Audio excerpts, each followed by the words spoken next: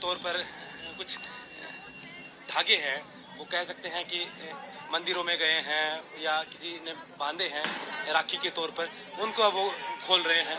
और नरेश मीणा के चेहरे पर ये शिकंज ये बता रही हैं कि उन्हें इस बात की पीड़ा है कि जिनके लिए वो लड़ते रहे, जिनके लिए वो भिड़ते रहे, दोनों पार्टियों से जिनके लिए वो आमने सामने टकराते रहे, आज कहीं ना कहीं लोगों ने इसको पढ़ने की कोशिश करें, नरेश के मन को अगर आप पढ़ने की कोशिश करें तो आज मन ही मन में वो बड़े व्यथित नजर आ रहे हैं और ये सोचने पे मजबूर हैं कि इतना संघर्ष जो उन्होंने किया, 2 साल में 3 बार चुनाव लड़ना किसी भी व्यक्ति के लिए और निर्दलीय चुनाव लड़ना ऐसा परिणामों में नहीं बदलता। और कहते हैं कि चाहे आप लाख कोशिश करें लेकिन कोशिशों के आप परिणाम नहीं आता तो दुनिया आपको नहीं मानती है।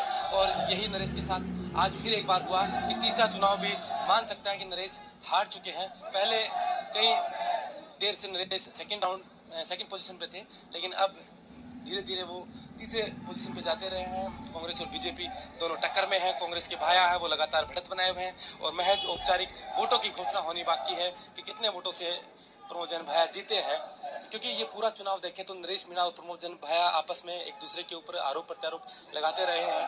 बीजेपी इससे दोनों से दूर थी, उन्होंने शांति से अपना चुनाव लड़ा, ना किसी के ऊपर कोई आरोप लगाया, ना किसी तरीके की। सुमन से बात की तो उन्होंने कहा कि वो सादगी से चुनाव लड़ना चाहते हैं और सादगी से उन्होंने चुनाव लड़ा। अब जनता है जो फैसला करेगी कि किसको वोट देना है, वो जनता के ऊपर है। लेकिन जनता ने आज बड़ा चमत्कार किया, जिस प्रमोद जन भाया पर तरह तरीके के आरोप लगाए, तरह तरीके के मंचों पर आरोप लगाए, जो परसेप्शन बनाने की कोशिश करी और आखिर में वही प्रमोद जन भाया इन दोनों से बढ़त बनाकर आगे है।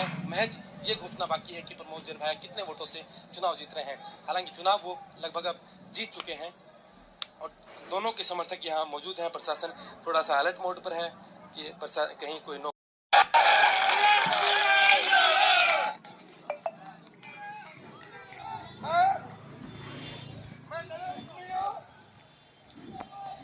नरेश मीणा एक किसान परिवार में पैदा हुआ, एक किसान का बेटा जो 20 महीने और नरेश मीणा को जिस तरह से बाड़ा की धरती पर और टोंक की धरती पर जिस तरह से सर्व समाज ने मुझे प्यार दिया, आशीर्वाद दिया, उसके लिए सर्व समाज के चरणों में नरेश मीणा